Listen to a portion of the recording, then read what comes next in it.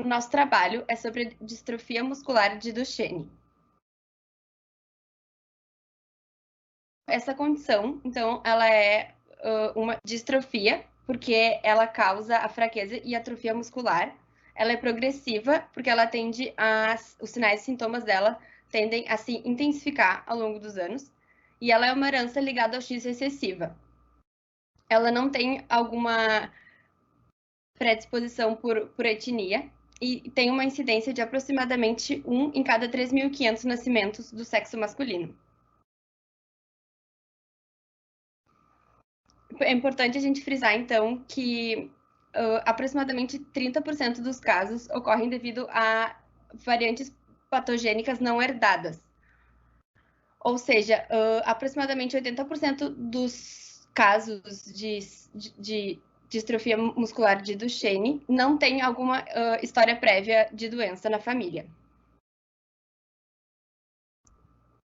O risco de ocorrência, então, como é uma herança recessiva ligada ao X, 50% de chance de ter um filho masculino afetado e cada uma das filhas tem 50% de chance de herdar a variante. É importante a gente perceber que as mulheres saudáveis, elas podem, então, passar a doença para os seus filhos das gerações seguintes.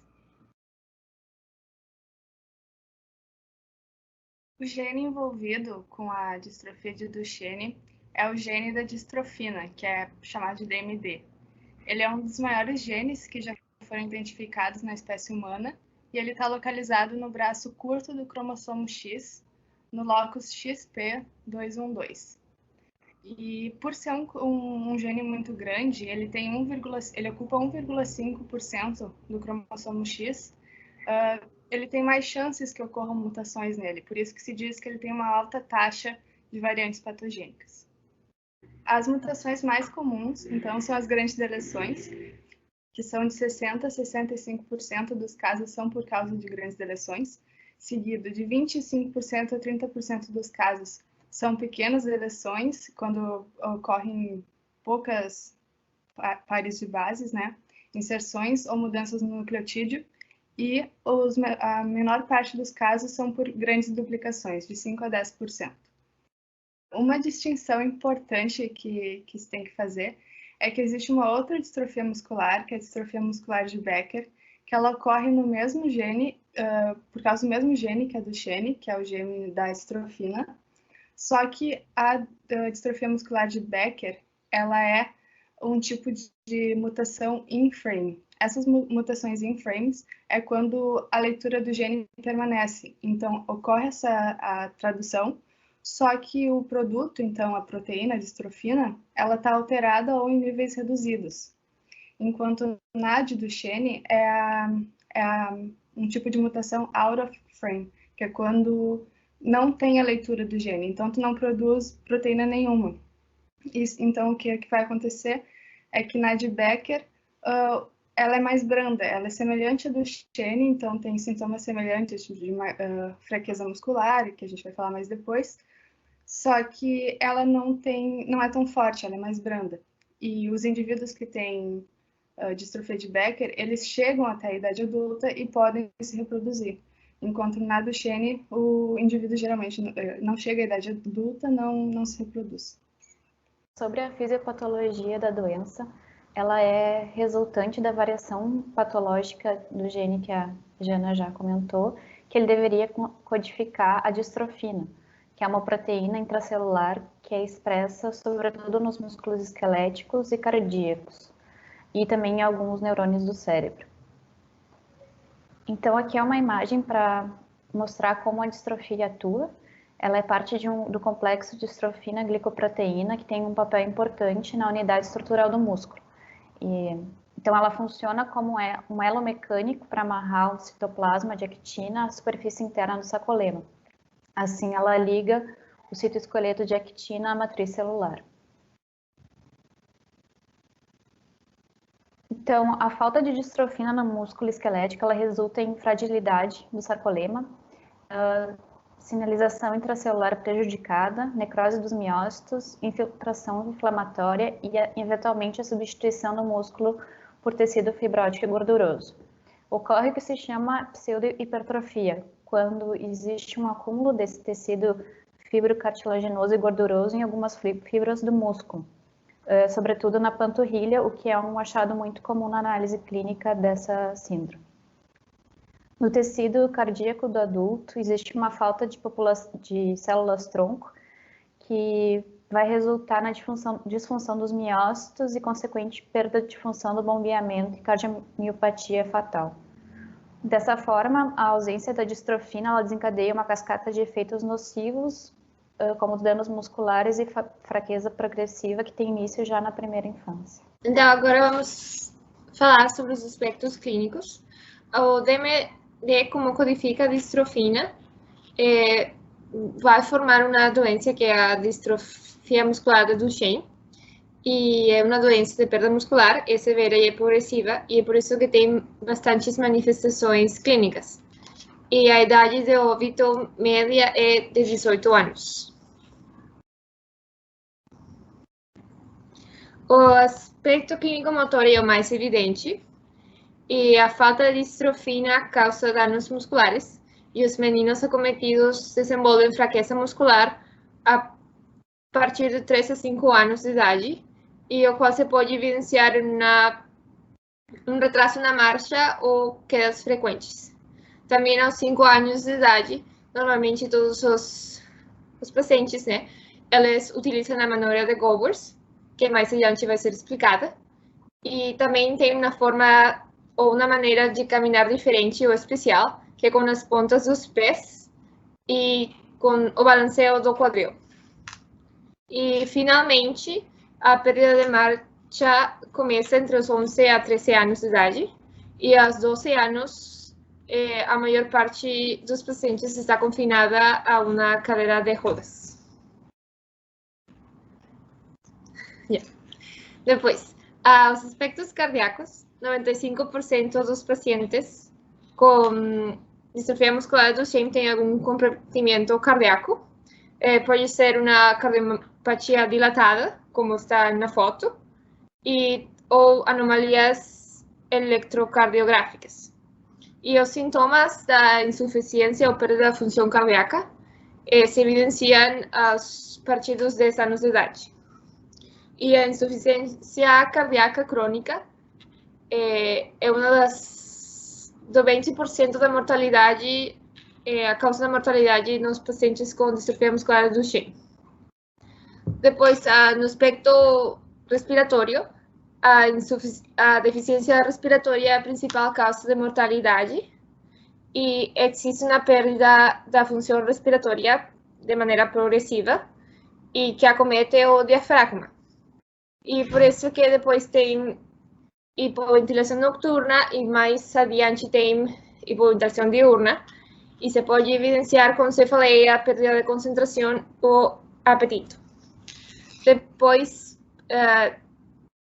tem os aspectos osteoarticulares, que apresentam um alto risco de fraturas ou contracturas por o desenvolvimento de osteoporose pela redução de mobilidade. E 90% dos pacientes com a doença desenvolvem escoliose. Por último, o último aspecto é cognitivo, e também afeta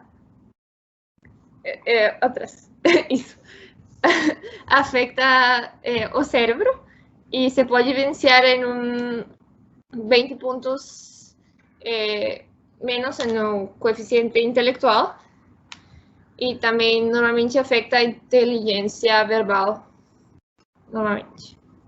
Aspectos clínicos na mulher. Devido à natureza aleatória da inativação do cromossoma X, as filhas que heredam a mutação em DMD têm baixo risco de desenvolver a doença. Isso porque, no caso que o cromossoma que carrega o alelo mutante de DMD estiver ativo na maior parte das células, as mulheres vão desenvolver sinais da doença. E em caso que o cromossoma X que carrega o alelo normal, normalmente não vão apresentar sintomas ou ou quase nenhum, muito pouco delas. No entanto, por razões não entendidas completamente, o risco de anomalias cardíacas pode ser entre 50% a 60%. Diagnóstico. Então, a distrofia muscular de Duchenne, ela pode ser uma suspeita em caso de crianças que tenham sintomas de fraqueza muscular, atraso motor e algumas quedas frequentes. É muito importante, então, a anamnese e perguntar para a família sobre a história da doença, se existem parentes, mesmo que distantes. No exame físico, então, é muito comum alguns sinais, como eles, a manobra de Gowers, que é quando a criança, então, ela tem uma fraqueza muscular tão intensa que ela não consegue se levantar e manter o tronco ereto. Então, ela precisa fazer essa espécie de manobra que ela tem que se apoiar em 4 apoios, se levantar e depois se apoiar no joelho para conseguir elevar o tronco e se manter ereta. Isso se deve muito, principalmente, à atrofia dos músculos do glúteo e do quadríceps. Outro sinal é a pseudo-hipertrofia da panturrilha, que ocorre devido à substituição das células musculares por gordura e tecido conjuntivo. Os testes genéticos, então, tem alguns vários que podem ser feitos, assim, por exemplo, o PCR é um deles, mas a técnica que é mais utilizada do MLPA, que ela é utilizada porque mais de 60% das alterações dessa condição ocorrem devido a uma variação no número de cópias do material genético.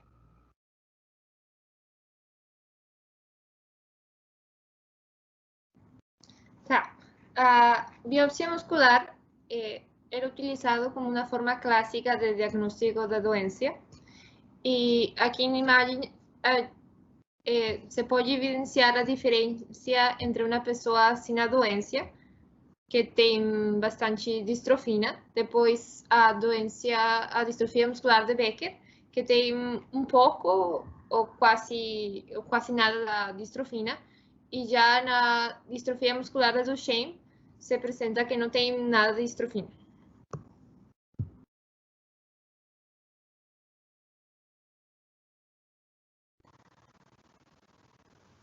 Então, o tratamento atualmente ele é só sintomático e é feito principalmente por glicocorticoides, inibidores da enzima conversora de angiotensina e beta-bloqueadores. Também se recomenda o uso ou a prática de fisioterapia para estímulo dos músculos. Então, sobre as possibilidades de terapia gênica para síndrome de Duchenne, a gente trouxe duas, que é a terapia do salto do Exon e a microdistrofina. A terapia do salto do Exon, ela inclui medicamentos que se ligam ao RNA e pulam o códo disfuncional. Isso produz uma proteína mais curta, mas potencialmente funcional. O objetivo ele é restabelecer o marco de leitura da distrofina e sintetizar uma proteína com peso menor molecular. A consequência disso seria que o paciente se converteria de um paciente com síndrome de Duchenne para um paciente com a síndrome de Becker, que tem menos sintomas severos.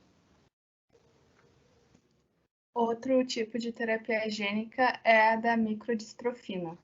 O que vai acontecer nela é que a gente vai tentar introduzir na célula muscular, aqui no desenho tem uma célula qualquer, mas no caso seria uma célula muscular, a gente vai tentar introduzir um gene, o que é um microgene, que é o gene da microdistrofina.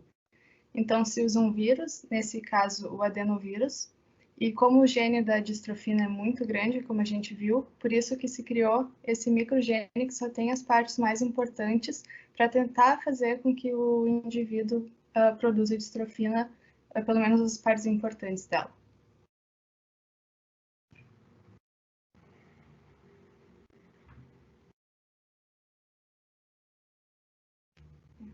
E aqui estão as nossas referências. Muito obrigada pela atenção.